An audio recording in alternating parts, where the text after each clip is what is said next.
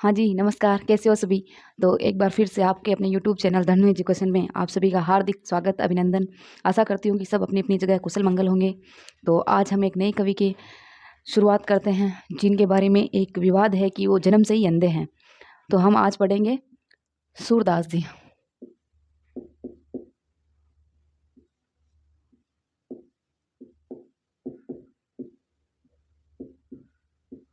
आज हम पढ़ेंगे सूरदास जी।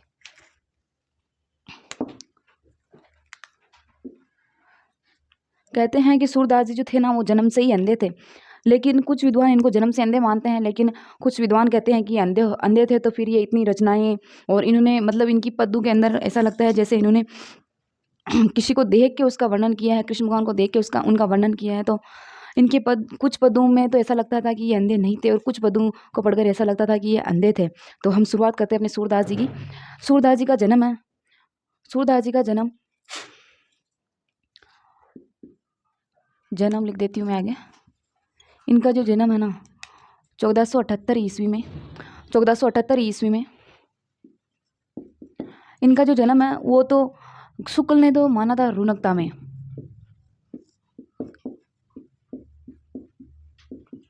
और वैसे इनका जन्म कुछ विद्वानों ने सिही ग्राम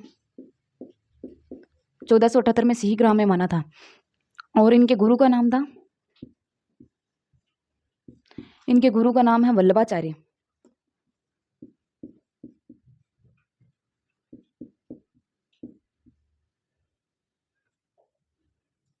वल्लभाचार्य कहते हैं कि वल्लभाचार्य जी से मिलने से पहले जो इनकी भक्ति थी वो दास्य भाव की या दास भाव की थी कृष्ण के प्रति। और इनके गुरु से मिलने के बाद जो इनकी भक्ति थी वो वात्सल्य भाव की हो गई। कहते हैं कि जब इनके जो गुरु थे ना वो वल्लभाचार्य वल्लभाचार्य जब इनको मिलने बुलाते थे, सुबह प्रातः काल के समय बुलाते हैं, तो ये नदी में स्नान करके वहाँ जाते हैं। तो वल्लभाचार्य जी साक्षात कृष्ण भगवान के रूप में इनको दर्शन देते हैं। तभी से इनकी भक्ति जो थी वात्सल्य भाव की हो गई कृष्ण के प्रति। और ये वात्सल्य भाव से ही पदों की रचना करने लगे। तो वल्लभाचार्य से मिलने से पहले इनकी भक्ति थी दास्य भाव की, और मिलने के बाद इनकी भक्ति हो गई वात्सल्य भाव की, वात्सल्य भाव की। तो इनके गुरु का नाम वल्लभाचार्य है, और इनके गुरु से मिलने से पहले इनकी भक्ति थी दास्य भाव की, और इनके गुरु से मिलने के बाद इनकी भक्ति हो गई वात्सल्य भाव की। और शुक्ल के अनुसार तो इनका जन्म जो रुनकता के अंदर हुआ था, और वैसे इनके कुछ विद्वानों के अनुसार इनका जन्म 1478 में सिही ग्राम के अंदर हुआ था। और इनके जो अंधे होने का ये है ना, ये विवादास्पद है। मतलब खैर स्पष्ट नहीं है कि भाई ये अंधे ही थे जन्म से, क्योंकि इनकी कुछ रचनाओं में कुछ पदों को पढ़कर तो लगता है कि भाई ये जन्म से अंधे थे, और कुछ पदों को पढ़कर लगता है कि ये अंधे नहीं थे, क्योंकि इनने ऐसा वर्णन किया है अपनी रचना के अंदर कि जैसे कृष्ण भगवान के सामने बैठे हो और उनको देख देख के इन्होंने वर्णन किया हो। इसीलिए विवादास्पद है, ये अंधे है या नहीं ये स्पष्ट नहीं है। और वल्लभाचार्य से मिलने के पहले इनकी भक्ति दास्य भाव की, और मिलने के बाद इनकी भक्ति है वात्सल्य भाव की। अब इनके बारे में जो कथन शुक्ल ने कहे हैं अपन उनके बारे में चर्चा करते हैं। देखो, शुक्ल ने इनको वात्सल्य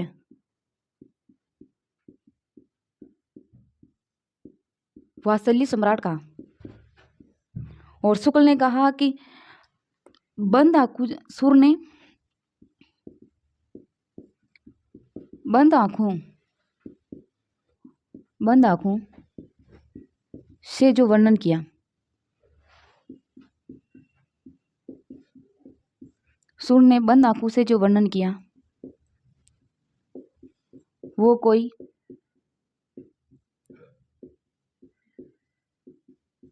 खुली आंखों से भी नहीं कर सकता।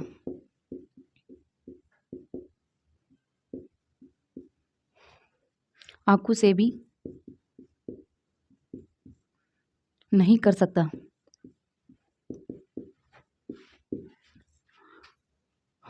सुर ने जो बंद आंखों से वर्णन किया है वो कोई खुली आंखों से भी नहीं कर सकता। और शुक्ल ने इनको वात्सल्य सम्राट कहा। और इनका जो काव्य है, सुर ने अपने काव्य में जीवनों उत्सव का कार्य किया।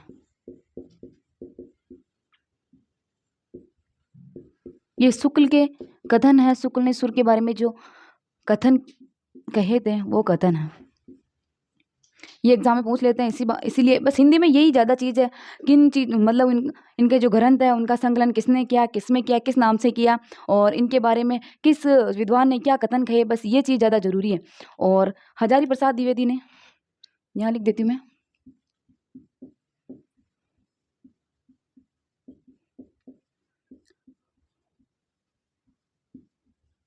हजारी प्रसाद द्विवेदी ने इनके सुर का मतलब सूरदास है, इन्होंने शॉर्ट में कहा है। सुर ने वात्सल्य, श्रृंगार, भक्ति। हजारी प्रसाद द्विवेदी का कथन है कि सुर ने वात्सल्य, श्रृंगार और भक्ति की अपने काव्य में त्रिवेणी प्रवाहित की है।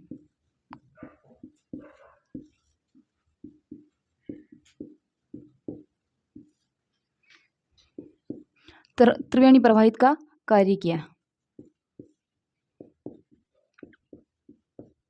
यह हजारी प्रसाद द्विवेदी का कथन है सूरदास के प्रति। और अपने जो शुक्ल है, शुक्ल ने एक और कथन कहा, वो मैं यहाँ लिख देती हूँ।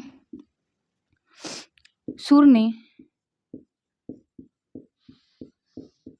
श्रृंगार और भक्ति का कोना कोना झांक लिया है।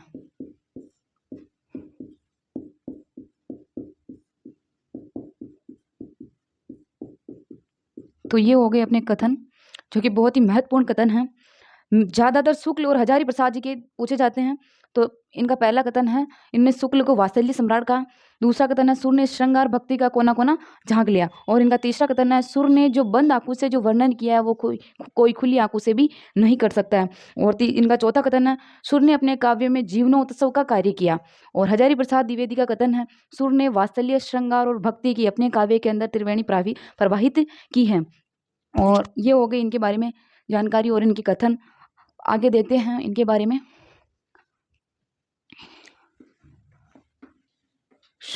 सूरदास जी ने भरमर गीत परंपरा की भी शुरुआत की थी। और सूरदास जी की जो भाषा थी वो ब्रज भाषा थी।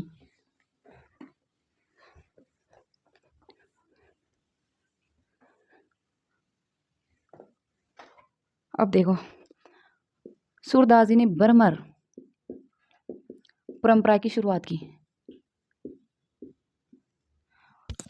भरमर की जो उल्लेख है वो श्रीमद् भागवत के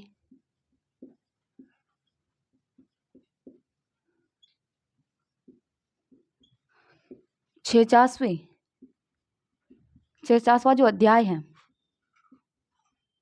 उसमें इसका उल्लेख है।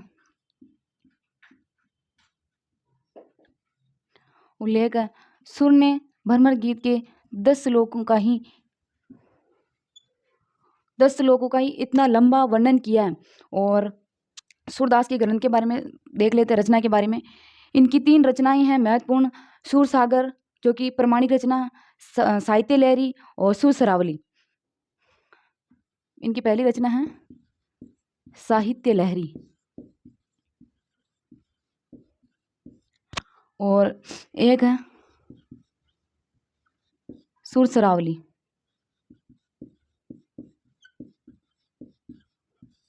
और इनकी जो तीसरी रचना है सुर सागर, ये सबसे महत्वपूर्ण रचना है इनकी, सुर सागर। ये दोनों हैं इनकी अप्रमाणिक रचना।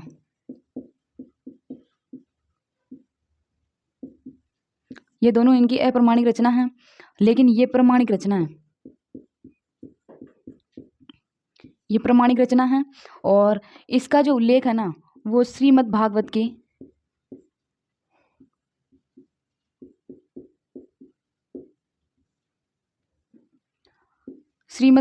भागवत के 10वें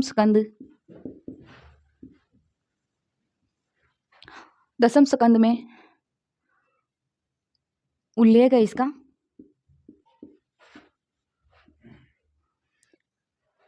और इसके जो 1.25 लाख पद प्राप्त होते हैं, इसके अंदर 1.25 लाख पद हैं, जिनमें से केवल प्राप्त जो पद है, जो पद मिले हैं वो 5 से 6,000 पद ही मिले हैं अभी तक। बाकी इसमें 1-1.25 लाख पदों का उल्लेख है, और इसमें जो प्राप्त हुए हैं, जो पद मिले हैं अपने को, वो है 5 से 6,000 पद मिले हैं। और ये एक प्रमाणिक रचना है, और इसका जो उल्लेख है श्रीमद् भागवत के दसम स्कंद में इसका उल्लेख है। और अब ये हो गई अपने सूरदास जी के बारे में महत्वपूर्ण जानकारी। और इसके अलावा ये भरमर है ना, भरमर की तुलना गोपियों ने, भरमर का सामान्य अर्थ तो मैंने उस दिन आपको बता ही दिया, भंवरा होता है। लेकिन गोपियों ने ना इनकी तुलना विश्वासघाती, भरमर की तुलना विश्वासघाती, लोलुप का अर्थ होता है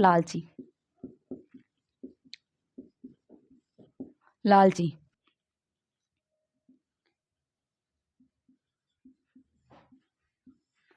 परंपरा की शुरुआत की, उसमें भरमर की तुलना गोपियों ने विश्वासघाती, लोलुप और स्वार्थी यहाँ पे उद्धव को बताया गया। जो सूरदास जी की जो गोपियाँ थी ना, वो प्रेम मार्ग पे चलने वाली थी, लेकिन जो अपने सूरदास जी हैं उनको निर्गुण में लाना चाहते हैं कि भाई कृष्ण को साक्षात मत देखो, कृष्ण का गुणगान अपने मन में कर लो। लेकिन वो जो गोपियाँ थी वो कृष्ण को अपने साथ रखना चाहती थी, अपने साथ देखना चाहती थी। और जो सूरदास जी हैं उनको प्रेम मार्ग से हटाकर निर्गुण में ले जाना चाहते हैं कि भाई तुम केवल कृष्ण को अपने मन में रख लो और मन में ही उनका गुणगान करो। लेकिन जो उद्धव जी जब उनसे मिलने जाते हैं, जब कृष्ण भगवान उनको मिलने भेजते हैं, तो ये बात उनको अच्छी नहीं लगती है। और वो जो भंवरा है, भंवरे की तुलना विश्वासघाती, लोलुप और स्वार्थ से की है। तो विश्वासघाती यहाँ पे अक्रूर जी को बताया गया, और लोलुप अपने लाल जी, अपने कृष्ण भगवान को बताया गया, और स्वार्थी उद्धव को बताया गया। और जो ये है ना भंवरा, सुरसरावली, सुरसागर, ये इनका मुक्तक काव्य है।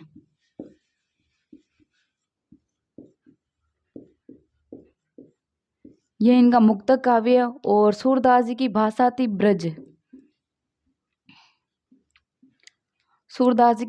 ब्रज, और जब एक और ये हो गई इनकी रचना के बारे में महत्वपूर्ण जानकारी। भरमर परंपरा की अपने सूरदास जी ने शुरुआत की थी, और इनकी ये 3 रचना है, जिनमें 2 तो अप्रमाणिक हो, और सूरसागर ये प्रमाणिक रचना है। और इसका उल्लेख श्रीमद् भागवत के दसम स्कंद में इसका उल्लेख मिलता है, और इसमें 1-1.25 लाख पद हैं।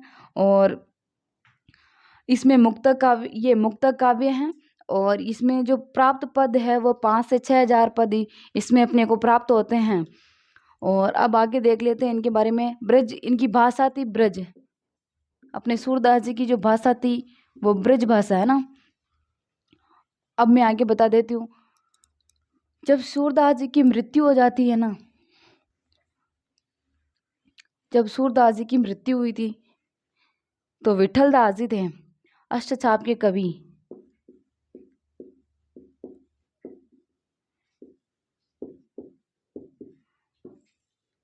विठल दास जी, जो अपने सूरदास जी है वो अष्टछाप के सर्वश्रेष्ठ कवि थे। अष्टछाप जिसमें 8 कवि हैं,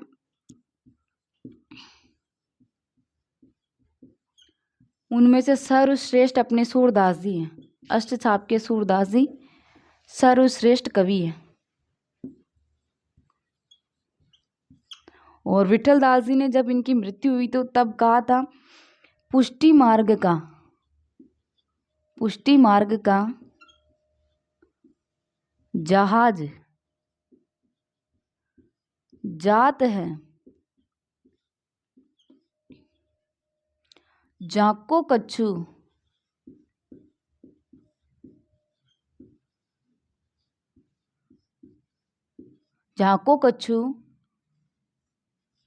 लेनु हो,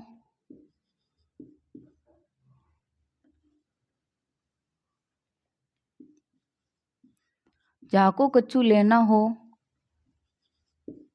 सो लेहु।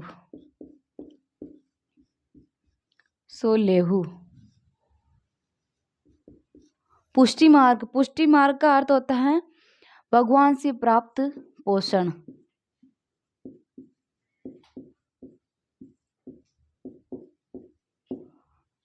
भगवान के अनुग्रह में प्राप्त पोषण।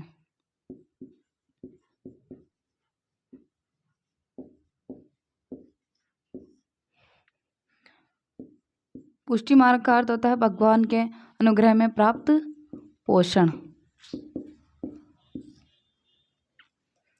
पुष्टि मार्ग का जहाज जाहत है, जाको कच्चू लेनो हो सो लेहू। ये विठलदास विठलदास जी ने इनकी मृत्यु पर कहा था।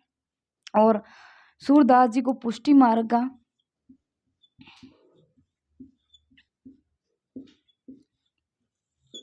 सूरदास जी को पुष्टि मार्ग का जहाज भी कहा जाता है, जहाज कहा जाता है ना। तो ये हो गए अपने सूरदास जी के बारे में जो महत्वपूर्ण जानकारी थी। सूरदास जी का जन्म सिहीग्राम में 1478 में हुआ था। इनकी भाषा ब्रज थी। इनके जो रचना है सुर सरावली, साहित्य लहरी और सुर सागर। इन्होंने भ्रमर गीत परंपरा की शुरुआत की।